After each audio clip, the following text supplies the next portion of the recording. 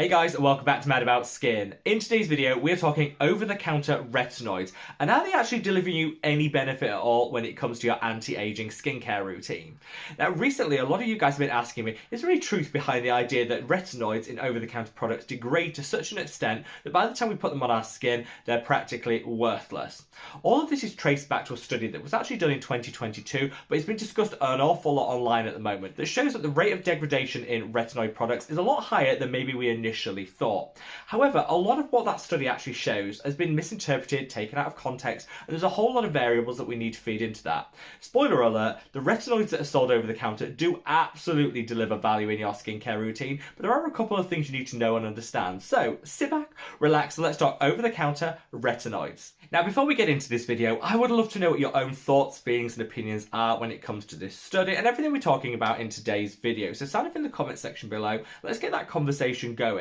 I would love your support in getting this message out there loud and clear by reaching down and giving this video a big thumbs up and a like. The more likes the video gets, the more widely YouTube will distribute it on its platform. And this is really important because I've heard a lot of people online refer to this as a retinol scandal. And actually, I don't like that terminology because in truth, while some things did come out of this study, which we definitely need to consider, most of the information was already available. We knew that retinol was an inherently unstable ingredient and that there's ways of maintaining it and storing it to get maximum bang for your buck.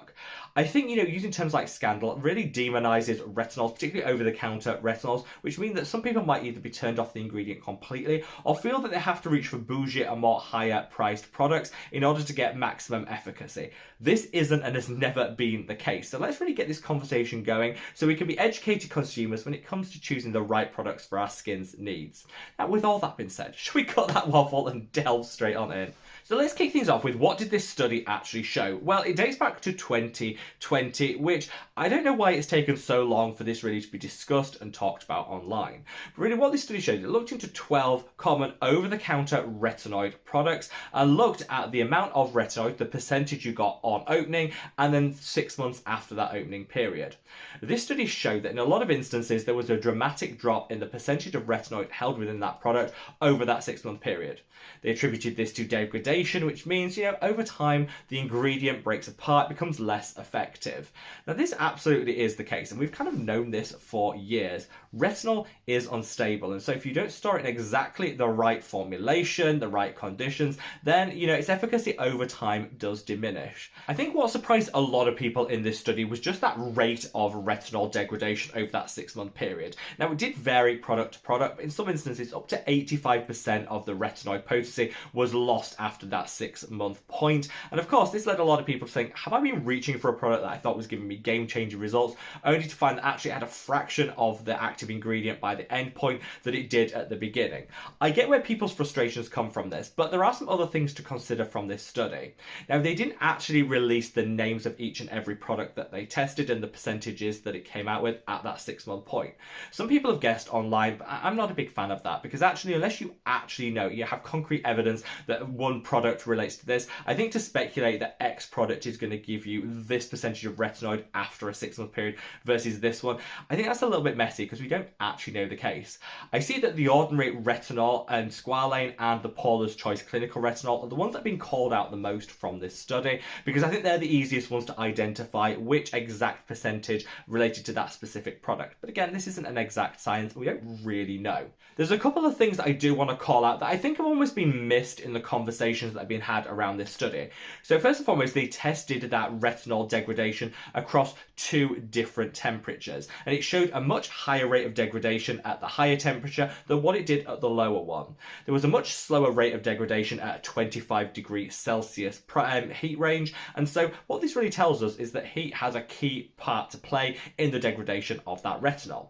Now, this is something we kind of already knew. This isn't something revolutionary, and so I would always recommend people to store their retinol in the fridge if that's possible, particularly if you're living in a warmer climate. I mean, somewhere like where I live in the UK in winter, you're not going to be reaching that temperature of 25 degrees. We should be so lucky. So actually, it's less important. But if you're living in a very warm climate, keeping your retinol in the fridge, particularly in summer, is never a bad idea, just to extend that shelf life and the efficacy of your product. The second point that I think somehow got missed in all of this is often brands actually tell us that their products don't have a long shelf life. Take The Ordinary, for example. So this is The Ordinary retinol 1% in squalane. The Ordinary are really clear on their website and on the bottle of all their packaging that this has a 3-month, once open, expiration date. So they couldn't be clearer on this. So I don't know why this study looked into a product like this that the brand says has a 3-month expiration window and then tested it for 6 months. What they didn't show is actually what the level and the percentage of retinol was at that 3-month point. We only have it at the 6-month point. Well, this isn't particularly meaningful because the brand themselves say, yeah, don't use it. Once open, don't use it after that 3-month point because you're not going to be getting that percentage of retinol that you think you are. So I think the study like this would have added much more value if it actually looked at what the brand was recommending, the manufacturer's instructions, and kind of measured it against that. We have no idea what percentage of retinol is left in a product like this at that 3-month point, after which the brand openly admit you shouldn't be using the product because you're not going to be getting it at peak efficacy. Now, finally, one thing I think is definitely missing in the conversations around this study is that it actually didn't just look at retinol, it also looked at granactive retinoid, which is another retinoid variant. Now, granactive retinoid actually held up a whole lot better than retinol when it came to degradation. It showed that at that 6-month point, 95% of that granactive retinoid was still intact. So it's way more stable than retinol, giving you guys a really great alternative. Now, lots of people will say that granactive retinoid isn't as well studied as some other retinoids on the market. This absolutely is the case. But there have been some studies done into it to show it is really effective as an anti-aging ingredient, and anecdotally, people seem to be getting really great results from it.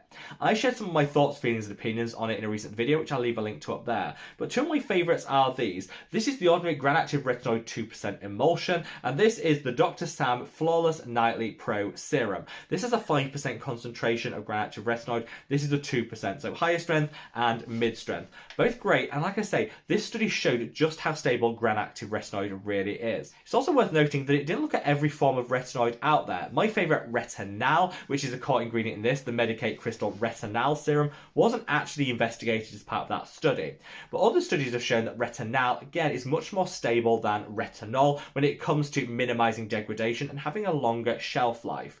So if you're someone that isn't likely to use up your product in that 3-month window, it might just be better to switch to granactive retinoid or Retinol so you're wasting less of the product and maintaining the efficacy in your skincare routine. So overall, whilst I think this study has been misinterpreted, it does have some really great things to tell us.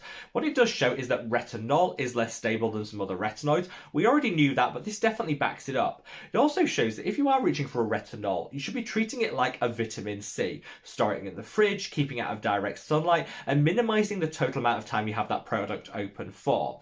Use it up within that 3-month window like a lot of brands are suggesting to make sure that you get maximum efficacy in your skincare routine and minimising wastage. For me, I've looked at other retinoids that are way more stable, so I don't feel like rushed to use it in a certain window.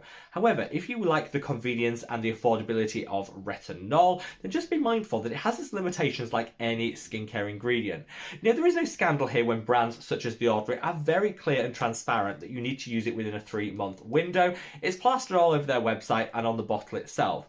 I think as consumers, let's just make sure that we're actually aware of the shelf life of any product we buy so that we know whether we're actually going to be able to use it or not and it meets our requirements. Not every brand is as transparent as The Ordinary in putting what the shelf life is front and centre on their website, but of course they should let you know this information if you reach out to them, and I would definitely encourage people to do that, particularly with retinol, which, like I say, is inherently unstable and so won't have that longevity of shelf life that some other products might do.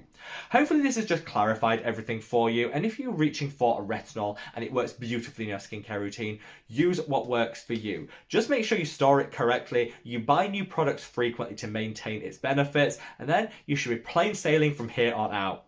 I would love to know your thoughts, feelings, opinions, so stand up in the comment section below, and wherever you are in the world, guys, stay safe, stay well, and love your skin. Take care. Bye.